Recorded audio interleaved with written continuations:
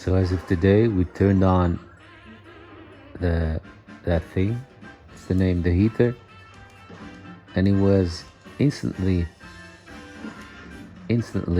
claimed by Luna. If you guys know something that we can put, like a mat or something that we can put on there for her to make it more comfortable, please let us know. Something that can withstand a little bit of warmth that comes off the heater. But yeah, she already called dibs on that one. This is a new blanket that we actually got to use in the, you know, the carrier that we will be bringing Miko in home to. Is that how you say it? Yeah. The carrier that is meant for Miko to bring him home. So we're gonna be putting this new blanket in there. But we read that it helps to start introducing them by, you know, sharing the smell with each other. So although this is Miko's, we decided to put Luna in it so that her her smell can rub off a little bit into the blanket. And then we're gonna use it tomorrow to keep Miko warm during the trip back home, because it's a 1 hour trip.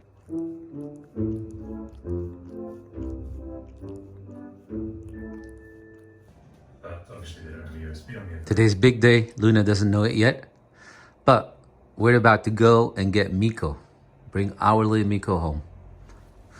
We're so excited for Luna, but also excited because we have no idea how she's going to be behaving. So soon we'll find out. But we're mostly excited that she'll have a body, her own playmate, play buddy. She's so cute, not aware of anything. So today, this is how today looks like. It's an autumny day and it's raining. So this will be Miko's little bed. He will be sleeping with us because you guys know you cannot introduce two cats that are new to each other directly to each other. You need to give them some space, get used to the idea. So he'll be sleeping with us in our little bedroom. This is his bed. It's so cozy, nice and warm. And this is the carrier. We'll be using Luna's carrier because it just doesn't feel okay to use Bagheera's carrier. So we need to find, we'll just have to see if we get him his own or not, because it's taking too much space up in the attic. So anyway, yeah, Mike got them this. It's really nice and fluffy and very, very soft. So like I said, we already wrapped Luna in it last night when it arrived, just to make sure that some of her smell rubs off in there. It's all in the part of the plan of introducing them to each other little by little. So yeah, so now we're waiting for our ride, Mike's brother to come pick us up, and we'll be driving for an hour to reach Miko. And we throw this little mouse in there because he wants to play. It was supposed to do something or make some noises, but I don't know. It's not working. Oh well.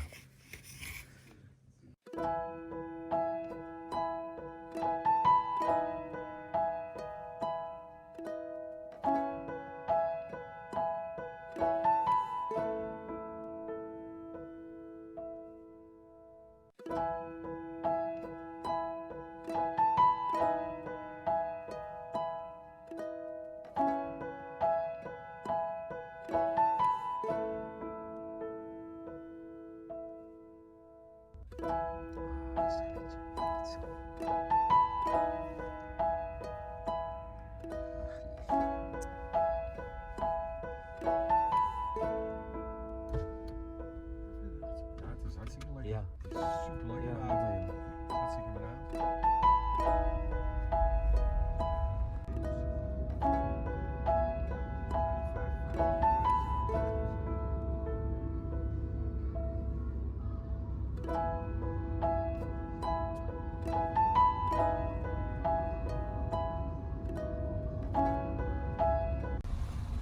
Toch?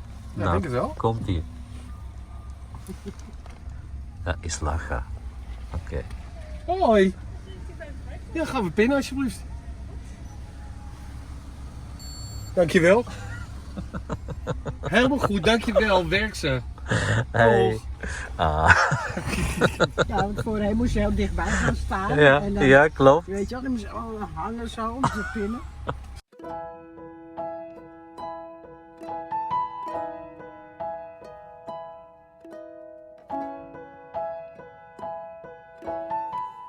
So what you see here is Luna trying to figure out what the smell is that I brought with me when I came inside the house. That was a bag with all kind of stuff that belonged to Miko. A little bit of his food that he likes that we got from the caterer, his favorite toys, and of course the bag itself came from that home. So everything smells to other cats because there were multiple cats present, of course, and that's why it's a caterer. But yeah, so that's what she picked up. She picked up the smell, and as you can see now, she dove into the bag. So she does realize that there is something different inside the house, and I think she's just trying to establish whether the source of the smell is this bag or is there more to it. At this point, Miko was in the bedroom. We locked him up in the bedroom. That's a decision that we made, and that's also a decision that we made also based on what the caterer told us. You know, that in most cases, just to be on the safe side, it's wise to separate them. And he said, yeah, there are some people that choose to leave the new cat that arrives in your home, to leave him in his carrier and then have them meet each other that way. He said, but that won't be my number one advice. Just separate them completely. So yeah, so then we saw Luna doing this, something that she didn't do in a long time. She was so hyper and activated, as you can see here. This happened right after she finished sniffing that bag with the stuff that belongs to Miko. By the way, you guys, we're trying to do this video, and I hope maybe I'll put it in the title, but we're trying to do this video to give you guys, city folks that live in big cities in small apartments, a little bit of our experience on how we did this. Doesn't mean that this is the perfect way. We just want to share with you a way of how to do this if you have a very small house. So while Luna was sniffing that bag and, you know, activated and playing, at the same time, this is where Miko was. This is our bedroom. This is his sleeping arrangement that we arranged for. So there's the carrier where he will be sleeping in. That's his litter box that we made. We had one of these plastic storage boxes. We cut it in half and we made it very low so that he can go into it with no problems. So yes, we had the necessities, the litter box, the basket where he will be sleeping. Later on, we will add the food, as you will see. Hey, Miko's behind me. So yeah, so that's how we separated them. And this is all still on our bed.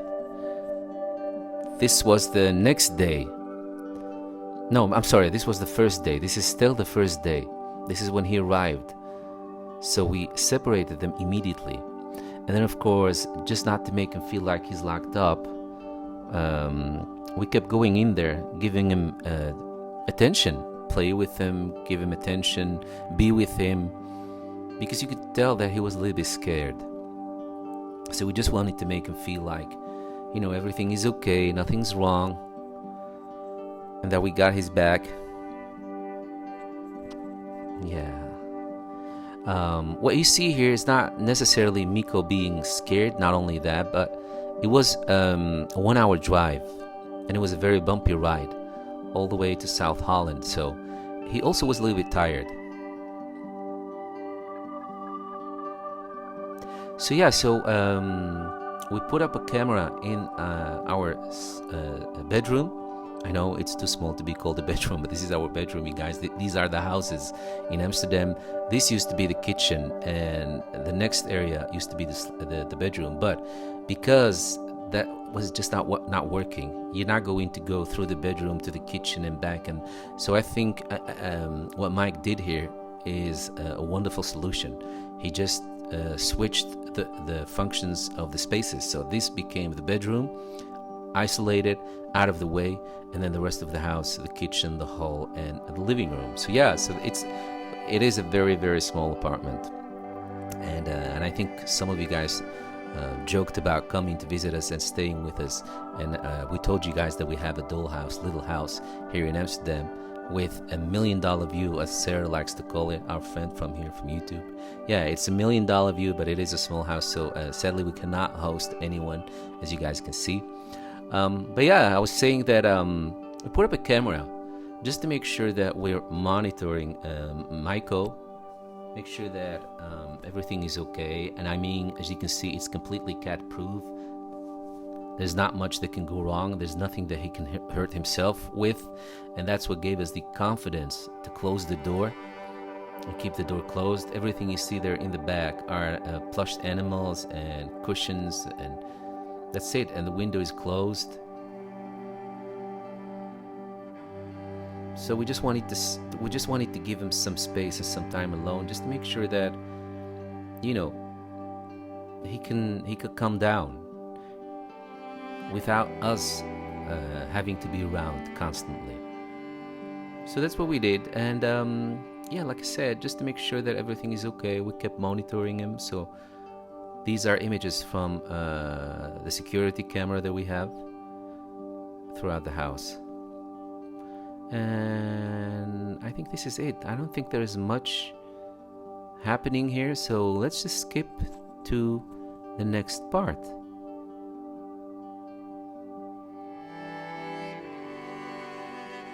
Let me skip to the next part. So this is the next part. What you see here is, as you can tell, it's evening. Miko was calling out. In the meantime, we added the food, the water. We had wet food, we had dry food, we had water there for him, and of course his little bed. That's the bed that we carried him from the caterer back to our home. So we thought that's something familiar, that's something that already has his smell. So that's why we kept that as his little bed. And he liked it. He went into it every night, all by himself. We found him every morning in there. Yes, see, as you can see here in this shot. This is something that Mike got him. And as you can see, it's almost like a coral reef plant. It wraps itself all around him. And I think that's what he liked about this. That feeling of safety and security. So yes, we had some toys here for him. So this is at the bed, the head end. The head end, is that how you call it, of our bed. But a little tip for you guys: if you live this small as we do, and you're going to do this as a solution, just make sure that these nights, while this is happening, this is going on, this arrangement, make sure that you sleep with your head to the other side of the bed, the other end of the bed, because just to make sure that you're not inhaling constantly dust that's coming from the litter. Now, it's worth mentioning that these first days, these first hours, the cat probably won't be very active because he's still a little bit nervous, everything is new, so they won't be very active. They're not relaxed enough to be very active. So don't worry too much about the dust and all that, because they won't be getting on the litter box that often. So yeah, here I am. This is the first time that he climbed on top of my lap. All by himself, willingly. I didn't put him on my lap, and that was a good sign. We were happy. At this point, Mike was watching us through the security camera, and I was there with him because we thought maybe it's a little bit overwhelming to be here, both of us at the same time.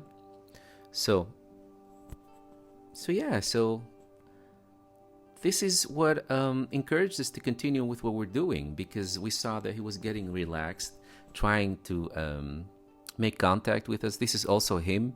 I didn't put him there. All by himself, he came and just fell asleep against my leg, which showed that he was starting to trust us and to feel a little bit comfortable around us. It's always beautiful when these moments happen.